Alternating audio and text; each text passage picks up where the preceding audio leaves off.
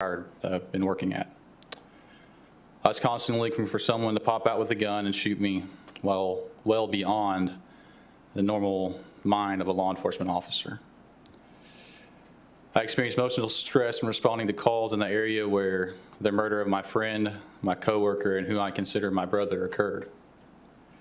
My family has also been affected by these acts. I cannot put into words the emotional stress that my family has had and still has as I go to work every day protecting the community I took an oath to serve and protect. There's a strong likelihood that if I did not take the actions that I did during that foot chase and shooting, that we would have held a trial for my murder along with Deputy Blane Dixon. My family is aware of that, and that emotional factor or factors that go with that are indescribable. To the defendants, I truly believe that we are all born with a voice inside of us telling us what's right and wrong. Somewhere along the line, each of you had decided to stop listening to that voice. You stopped and never did look in the mirror and ask yourself if you're proud of the actions that you were doing, or if your parents were proud of what you were doing.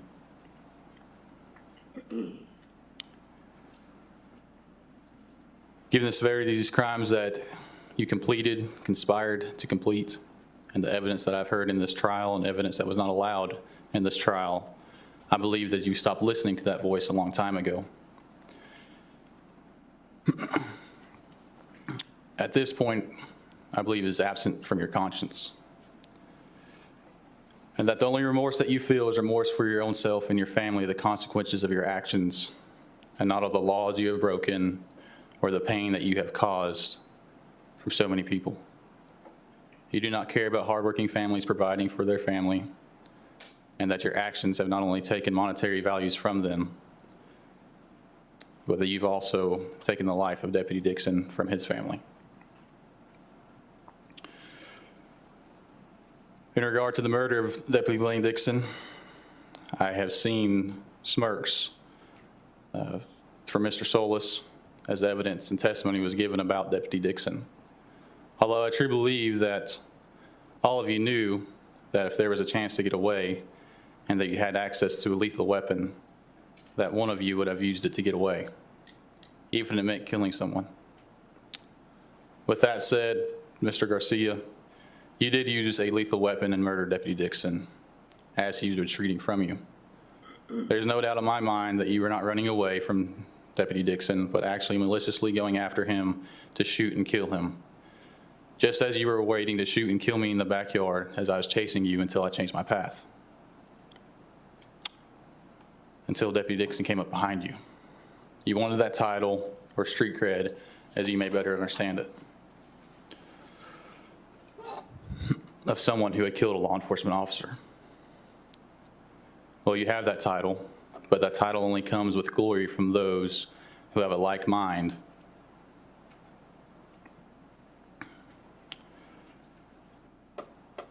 When you pass, there will be no parade. You will not have, your funeral will not be televised and seen across the United States. People across the United States will not come to your funeral. You'll be forgotten by everyone except your family and those who knew you.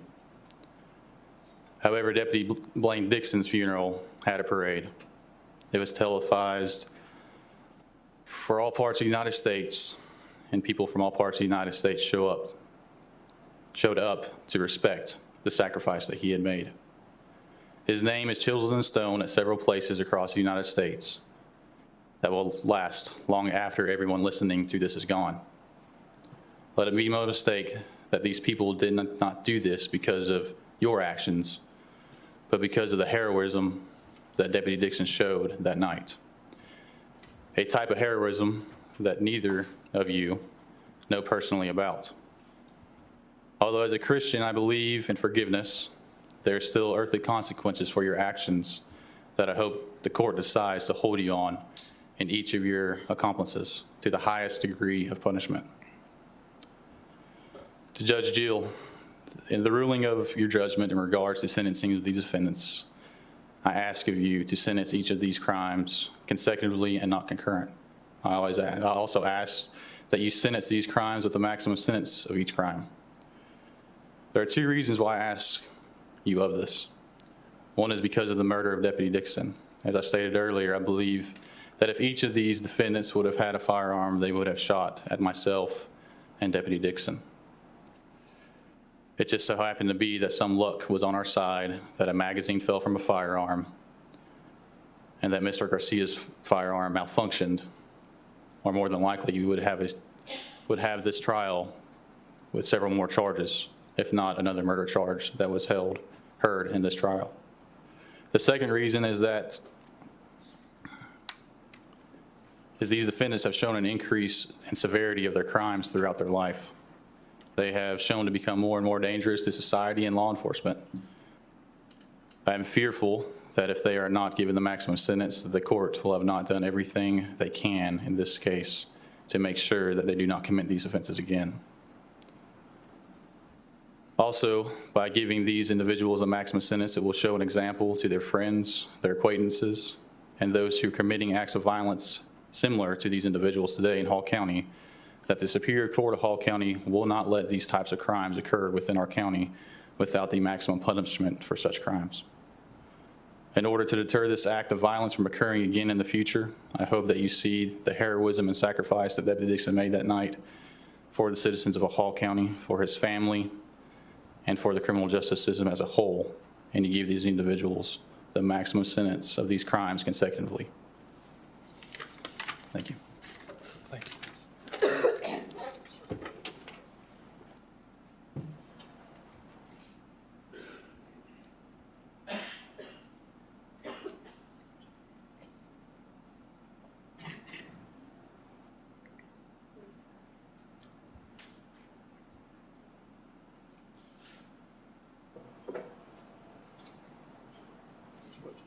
Your Honor, this is Zach Dixon that's going to speak. He was Blane Dixon's brother, and he has a statement that I'm going to tender as State's Exhibit 7. All right. Man, I've imagined this day since everything happened on July 8th. And I never thought that I would know what to say. So I wrote something, and it's not going to be everything that needs to be said, because if I started talking about Blane, I could talk for the rest of my life. So, Your Honor, my name is Zach Dixon. I'm the older brother to Deputy Nicholas Blane Dixon. On Sunday, July the 7th, 2019, my family's life was changed forever. Before all this happened, July 7th was a good day. July 7th happens to be my birthday. This birthday started out like all before it, but little did I know would end so terribly. Blane was working this weekend, and we knew he would not be able to get together like normal. But right before the family went out for my dinner, I got a text message at 4:52 p.m. Blane, he was just waking up, telling me happy birthday. Little did I know at this time this would be the last time I would ever talk to my little brother. For those of you who do not know my brother, I would like to share a little about him. Blane loved life. When I make this statement, I do not make it lightly. Blane loved life more than anyone I've probably ever or will ever know. Anytime Blane walked into a room, it brightened. He had a laugh that was contagious, as anyone that knew him could attest to. Blane had a smile that could lift you up from the lowest point and let you know that he was there for you and you would get through this. Even though Blane loved life more than anyone I knew, in all actuality, Blane's life was really just beginning. See, Blane loved life so much that he wanted to help others have a good, wholesome life as well.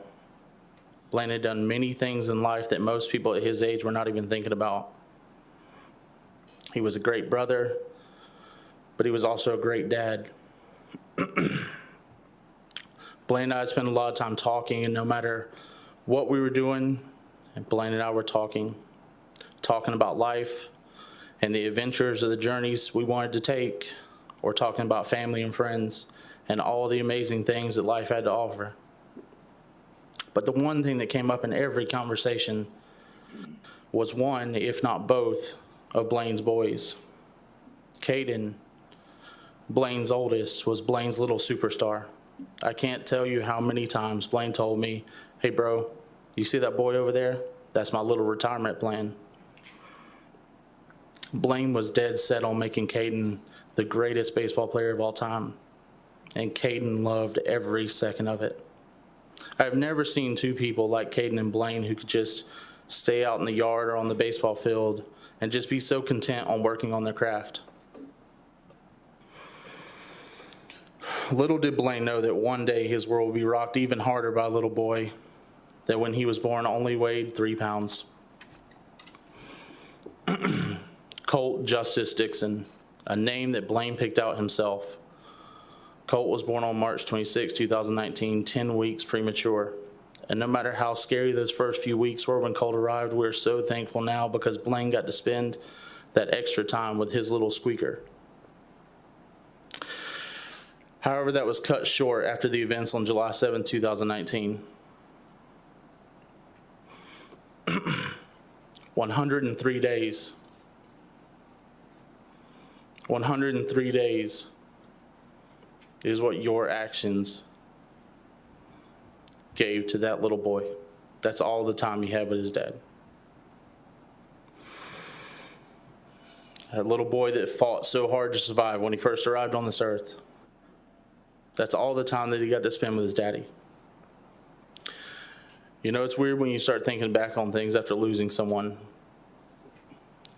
Out of all the talking that Blane and I did, we never talked about what he would want me to tell his sons if he was ever taken from them. How do you tell two boys that both have so many traits and personality quirks like their daddy about what kind of man their daddy was? How do you explain to them, because people were too scared to be responsible for their actions, decided one night to run and then take their daddy's life? I guess that kind of stuff doesn't go through someone's mind before they rob a house or a place of business, before they steal guns and vehicles, before they run from law enforcement, before they took the life of my brother. So I sit here before you, not because I want to, not because I chose to, but because I was given no other choice and have to stand up for Blane. To be the voice of my brother and to tell you that these men are not forgiven for the things that they've done. I stand before you asking you to make sure that my brother's death is not just another good person lost to a world of people who choose to live without rules and make the rest of us live in fear. That one day out of the blue, life could change so drastically for so many people that didn't get to say goodbye. People who now have to live with regret of not saying the things they should have said before time runs out. Thank you for your time. Thank you, sir.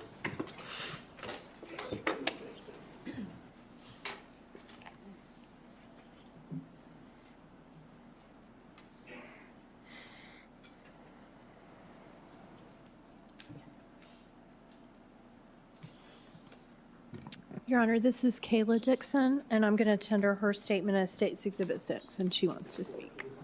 Thank you.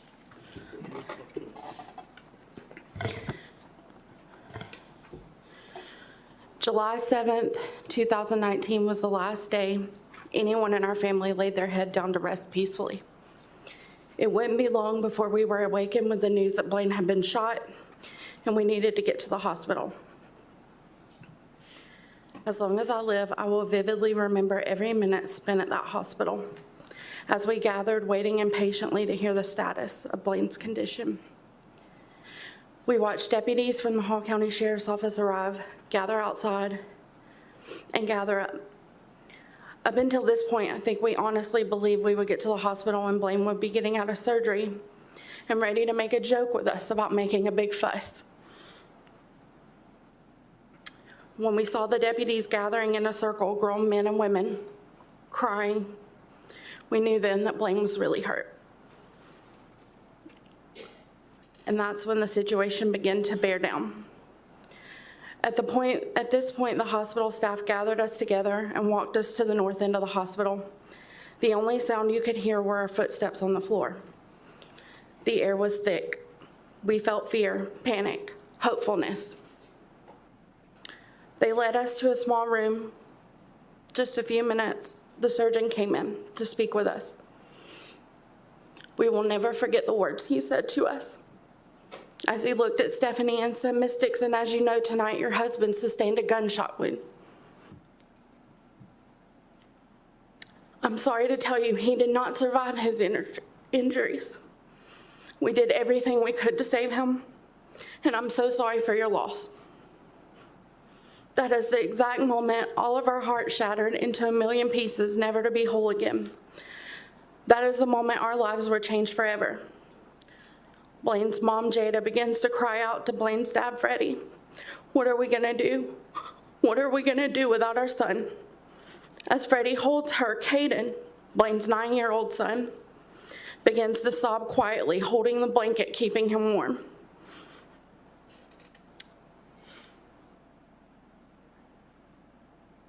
I scoop down to pick him up to comfort him and to comfort myself as Stephanie collapses to the floor. Blaine's brothers, Zach and Jeremy, stand there in shock, feeling angry and helpless. And Colt, Blaine's youngest, who isn't quite 4 months old at this time, he sleeps peacefully in his car seat because he doesn't know. He doesn't know that his dad has been taken from him before he gets to say his first words or walk. Nothing could ever have prepared us for the type of pain and heartache. Nothing will ever be right in our world again. Blane had been murdered, gunned down in the very street he swore to protect. His life was taken. He was stolen from us in the middle of the night while we slept peacefully in our beds. We never got the chance to say goodbye. We never got the chance to give him one last hug and tell him how much we loved him and how much he meant to us. He was robbed of his life by thieves with guns, stolen guns. These criminals deserve to pay the price for the life they took, and not just any life. A deputy sheriff, a man who was honored and proud to put on his badge every day in order to serve and protect his community at all costs. A man who loved his family. A man who was a husband, a father, a son, a brother, and a friend. Blaine's smile was infectious. He never met a stranger. He was the kind of guy you wanted to be friends with. He had a way with people. It didn't matter if you knew him for 10 minutes or 10 years. He instantly felt like your best friend. He had a servant's heart. He was always on the lookout for someone who needed a helping hand, whether it was an elderly lady carrying her groceries to her car, a young mom with 3 kids who had her hands full and needed someone to hold the door for her, a man who ran out of gas on the side of the road and needed help pushing his car. It didn't matter. He just wanted to help. Blane was 28 years old. His life was taken from him before he even got the chance to fully live it. He will never get to hug his parents. He will never throw a frisbee on the beach with his brothers or enjoy a game of golf. He will never get to sit at the dinner table with his wife and kids and talk about the day they had. He won't get to throw a baseball with his sons. He will not witness the type of men that they grow to be. He is gone, and these criminals should live with that for the rest of their life. They should not get a chance to live outside in the free world when Blane was never given a chance. They didn't just take one life that night. They took the life of all of us. Our family was served a life sentence of heartache and pain when they took him from us, and our family is lost without him. It doesn't feel right. It doesn't fit. And he is a piece of the puzzle that will forever be missing. We live in the darkness of this nightmare every single day, and we always will, because our lives are forever changed due to the sole actions and decisions of the 4 people that took his life. We are on a pursuit for justice and pray that they never forget that y'all are the reasons that he does not come home where he belongs.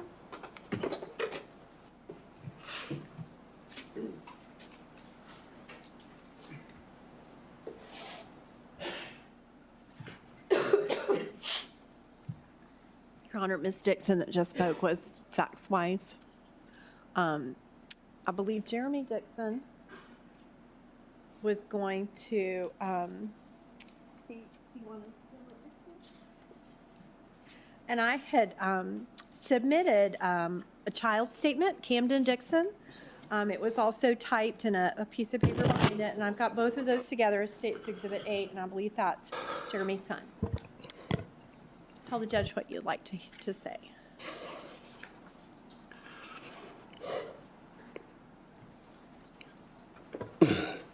Judge Dale, I'm going to be speaking on behalf of me and my son today. In 2019, my son was only 6 years old. He didn't understand this. But I told him that we could write statements to you telling you how this has affected people. And his is short. He said, "Hello, Judge. I miss my uncle. He was nice to me. He would play with me. That's why I want the bad guys to stay in jail."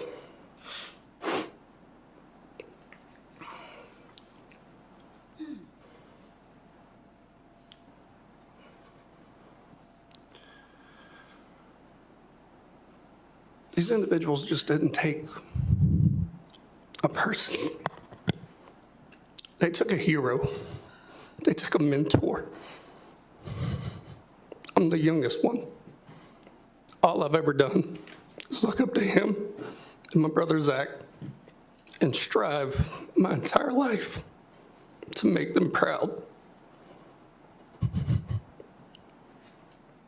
And the ability to make one of them proud was taken from me. It was taken from my son, who has a very special bond with both of his uncles. Sometimes I would even say that his bond with his uncles was closer than the bond he had with me. You know, these victim impact statements, I'm supposed to address how this affected me. It's affected me. I don't sleep. Not only on my own behalf, but because my son wakes up screaming because he misses his uncle. I wake up because when I close my eyes, all I have is images of my brother laying in that yard, laying in that casket. I try to focus on the good memories.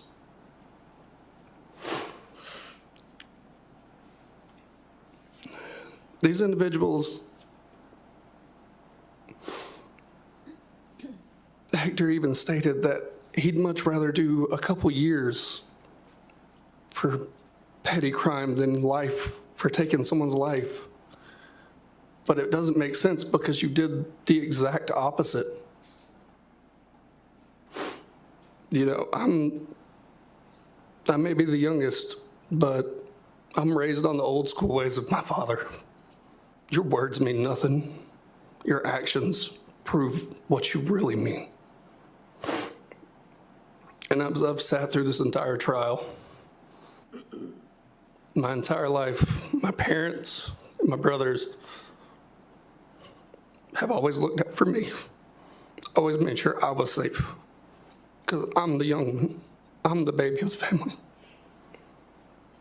But as I reach adulthood, and I sit here and I watch my sister-in-law, my mother, and my father cry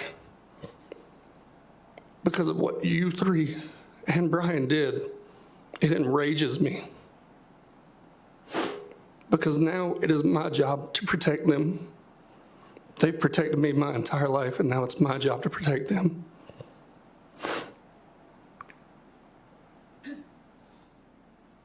I can't come to grips with what happened that night, and I may never.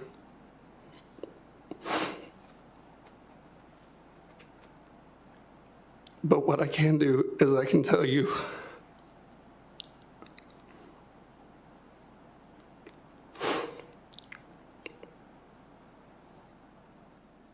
you've affected a family in a way that can never be mended. You've taken so much But at the same time, we are one of the strongest families there is. So this will not break us. This will not end us. We will keep striving and we will keep moving. And Blaine's name will never be forgotten. And me and Zach both will live every day trying to strive to continue what Blane was doing, to continue his legacy. Because that's all we can do now, because he's not here to do it.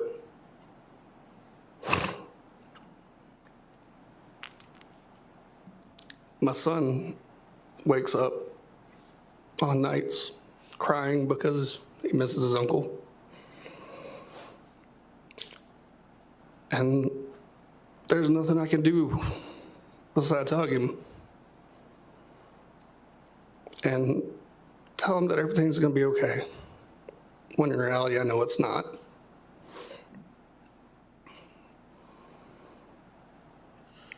My son will never have his uncle at any of his sporting events.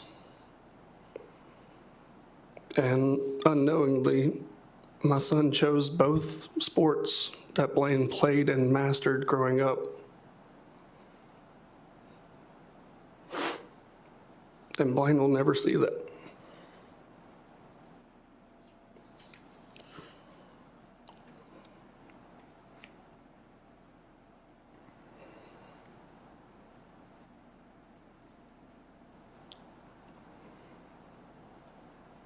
All I have left is a watch and a bracelet. It's all I have. I look at these objects every day and I see my brother's name and I see a watch that my brother wore every day, who even used to give me crap because I didn't own one. He'd always ask me, when you go buy a G-Shock? Tell him I'm not going to. I ain't spending that kind of money on a watch. I have a G-Shock now. I have the G-Shock that was taken off the cold, dead body of my brother because of the actions that y'all chose that night.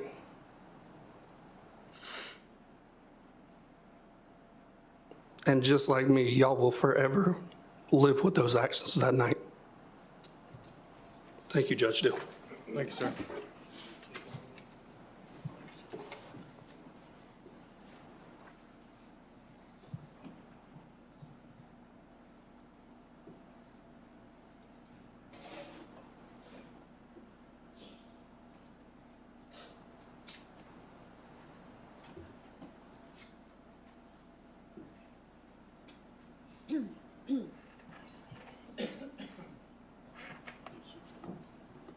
Your Honor,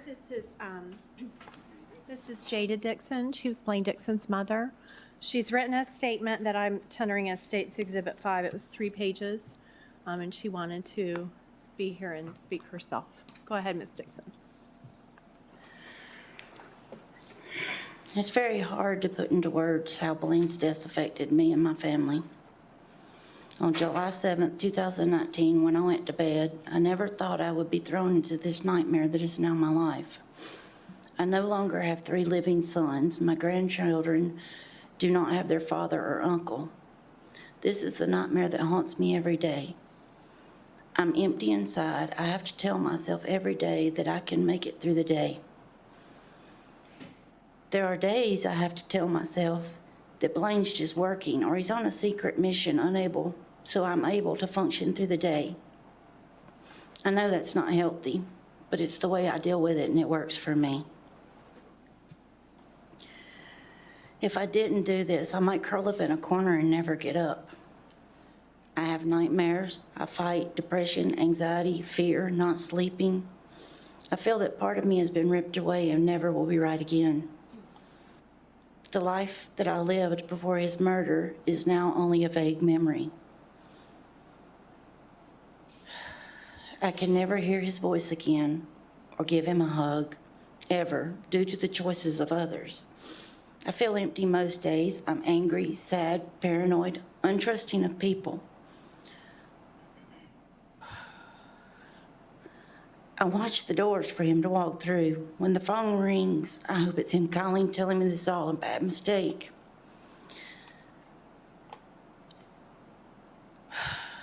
I need to reach out and just hear him say, "I love you, Mama," but it's not ever going to happen again.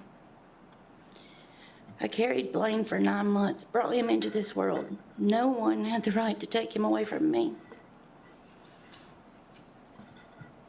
The pain that I feel can only be described as torturing. I get extremely upset and angry when I have to explain to my grandchildren why their daddy can't be there when they're sick or hurt or scared. Comfort them when they have nightmares. The pain is so great that my son is gone. I really don't know what to do some days. I miss Blane with every fiber of my being. There's nothing that makes it go away. The only thing I have left is the memories that we have, and it's not enough. I want my little boy back.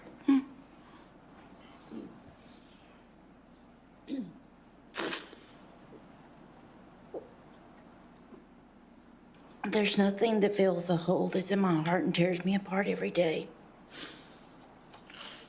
I just keep going through days doing what I have to do, not because it's fun or I enjoy it. I have to keep moving on because I have to be there for my family. We all support each other and try to get through this horrific deal. We all have to fill in for Blane now, but we'll never be what he was to be. His wife, his kids, his father, his brothers. We'll never hear his laugh or hear one of his long stories. His kids will never have their daddy at any of the birthdays, ball games, tucking them in at night, holding them when they're scared or sick, teaching them all the things that a dad's supposed to teach them. I'm upset that Colt will never know his dad and remember him. No one knows how hard that conversation's going to be when he gets old enough to understand. Is he going to be jealous of Caden because he got to spend time with Blane? How do you even explain this when you don't understand it? The hardest question to answer is, why did my daddy get shot? What do you say? I don't have the answers.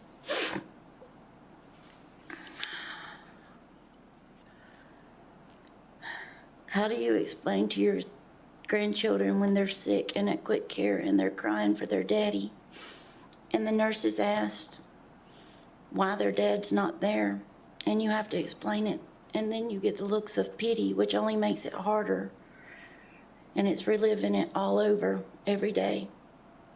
It does not get easier as time goes on. It only gets harder because there's constant reminders that he's not here with us.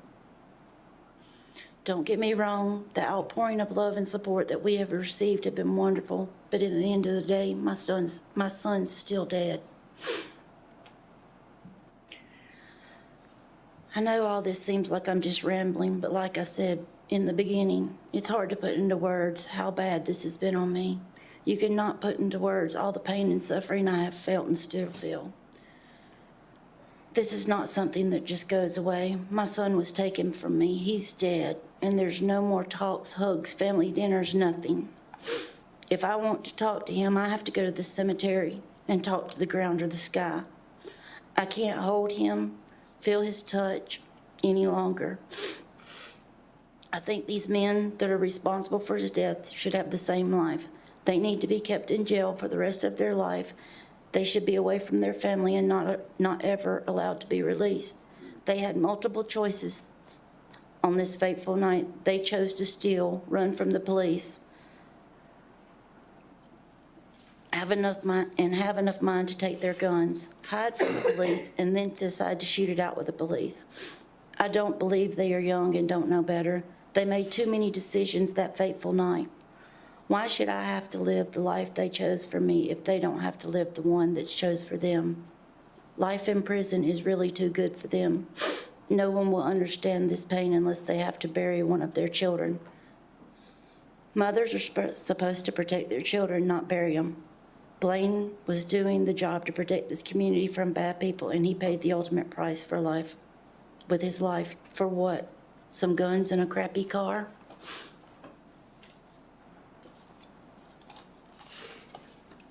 Thank you, ma'am.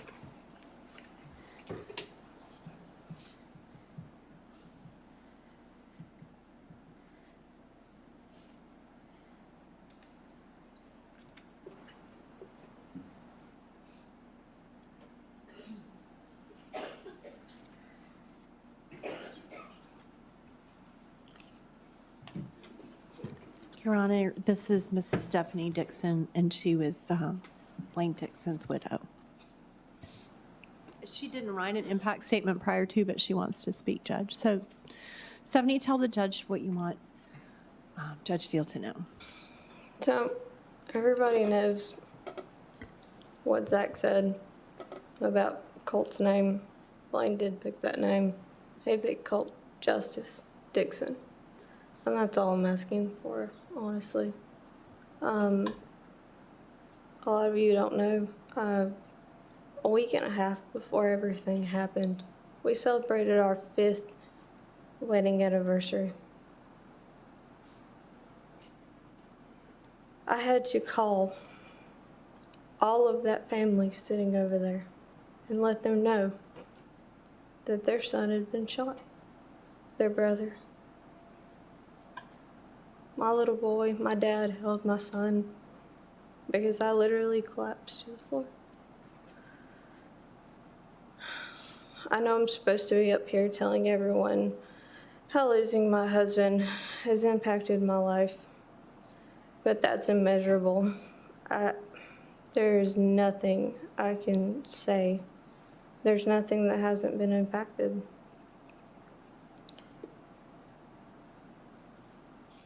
So instead, I just wanted a moment to explain Blane's impact on everyone in this room and everyone in this community that we live in. Because of my husband, our community became a safer place for not only our 2 children that we have together, but for all of our family and everyone here.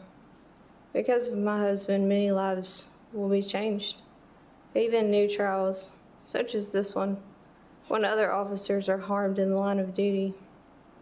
He put on a uniform and a badge every week, every day. He did exactly what he intended to do, to serve and protect all of us in Hall County, just to make our home a better place. Blane laid his life down to better our community, and I know many of you will forget most of what I'm saying, if not all of it. But due to my husband's impact and his heroism, the name Nicholas Blane Dixon will never be forgotten. And the only thing that I want to add is that Hector sat up here saying, why me? Why me? Why wasn't it me? Just to let everybody know. I hold a little boy every night who screams and cries, why my daddy? Why did it have to be my daddy? He doesn't sleep. He hasn't for 2 years. Thank you, ma'am.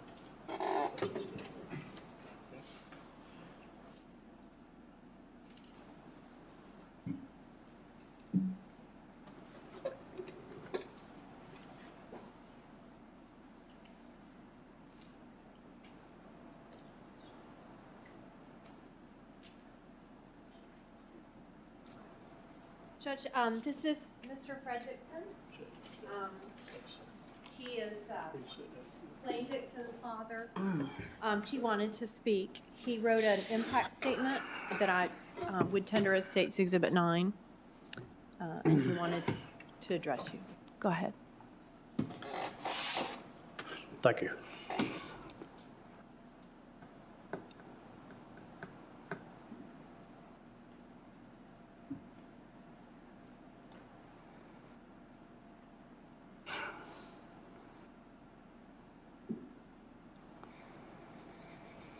I was raised old school. I raised my sons old school. I'm not one of the newer generation peoples. I do not forgive y'all at all. You made a clear choice that night. It would only took one person sitting in that car, not running, and that would have been enough to stop my son and end the chase. One.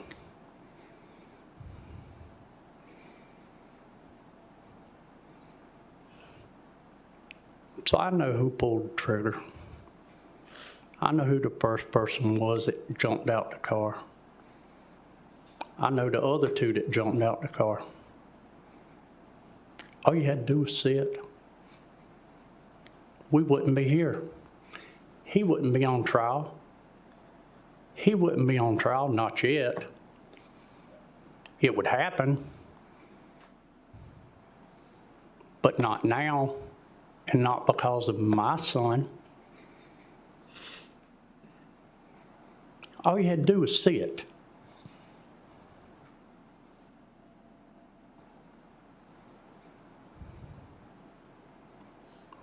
Nothing.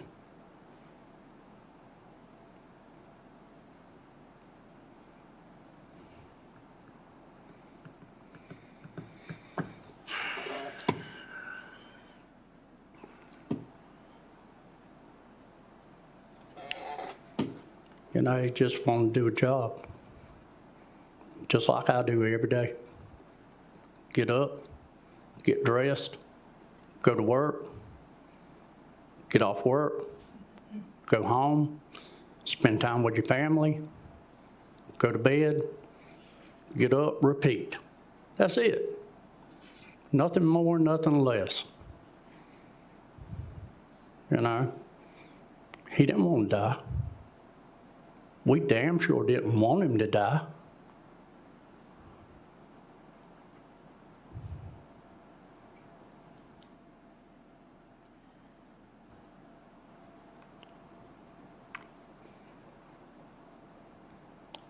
He was a big part of our family.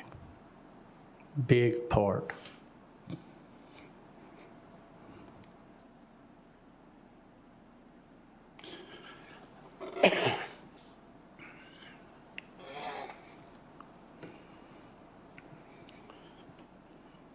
My dad always called me boy.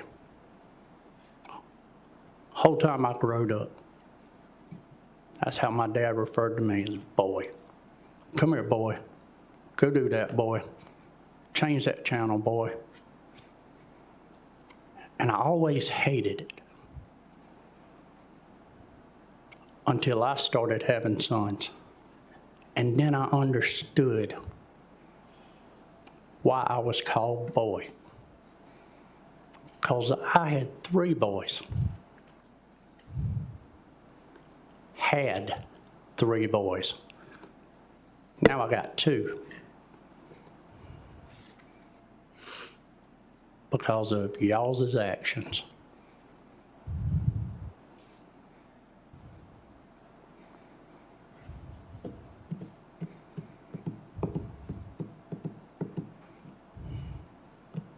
You know, I really don't know what to say. I could sit up here and talk about Blane all day long.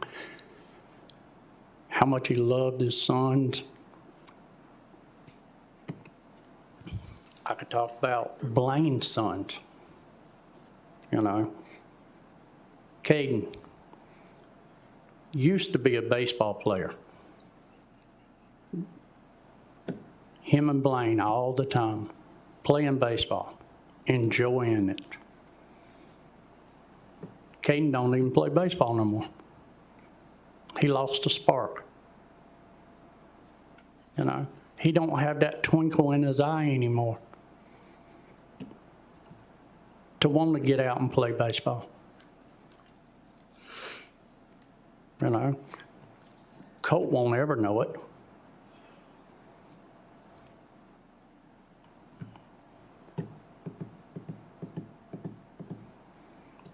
because of y'all's actions.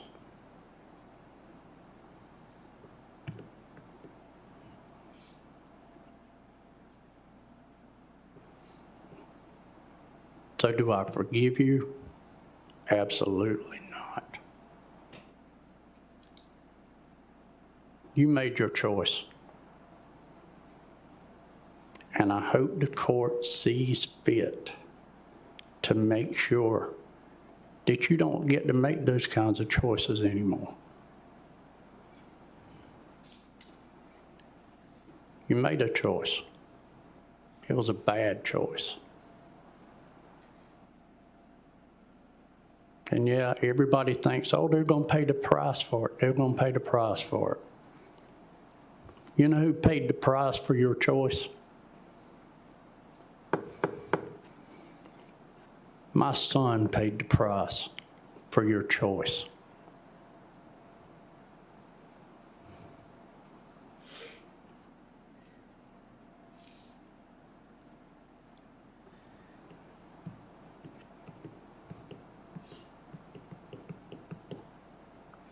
There's a lot more I'd like to say, but this might not be a good time.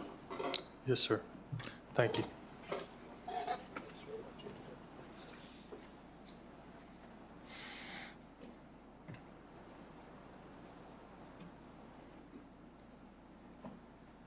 Your Honor, that concludes the impact statements we wanted to present. I have argument and recommendations. I don't know how the court wants to proceed with sentencing.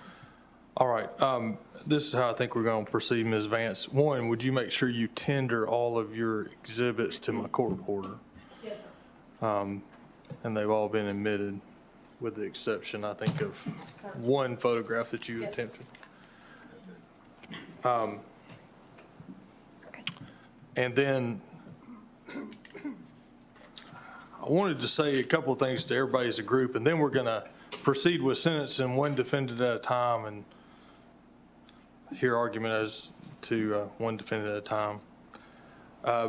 But first off, just as a group, I heard some argument or discussion about an after-action review during the course of the trial, and one thing that I noted was that it's a shame that Sergeant Hill had to run to the end of the road to figure out where they were when my iPhone can tell me where I am and where my children are at any time. And so I believe there's technology that can resolve that. If there's not, then somebody needs to invent that, where you turn your body cam on and it turns on your GPS monitor so dispatch knows where you are. And I had a chance to speak to the sheriff, and he said that he thought that there was a system coming online in Hall County that would do just that. I hope that's true. And if not, that's something as a community our leaders need to make sure our law enforcement are provided with, is a way to make sure that no one ever gets in a location where they can't be located.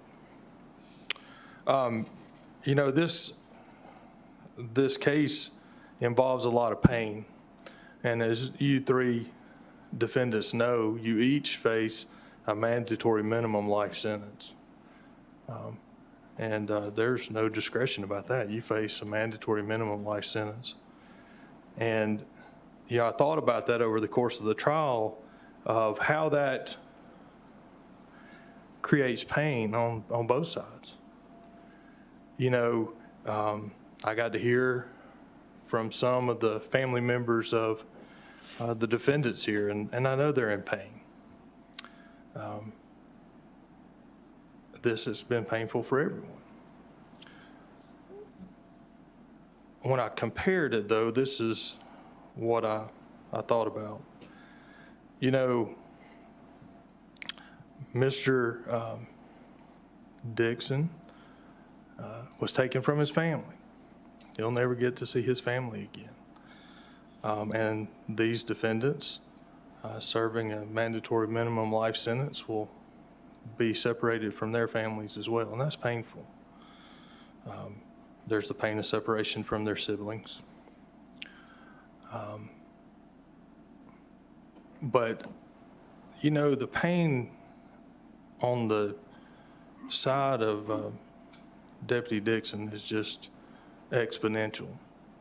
Because while if you're serving a life sentence, you probably won't have a spouse or a child, and that's a tragedy. You know, a spouse that doesn't exist doesn't feel pain, and a child that's not born doesn't feel the pain of losing a parent. Those are theoretical things, but there are true loss here, because Deputy Dixon's family lost their son. His wife truly grieves for her husband. His children truly lost a parent. And so that pain is exponential when you consider what has occurred with Deputy Dixon. And I think everyone needs to keep that in mind. All right. We're going to take a short recess, and then we're going to come back and we're going to start off with sentencing with Mr. Clements, and then Mr. Velasquez, and then Mr. Garcia. So let's take a 10-minute recess if anybody needs to go to the restroom, and we'll start back at 10 after, and we'll just have Mr. Clements out here.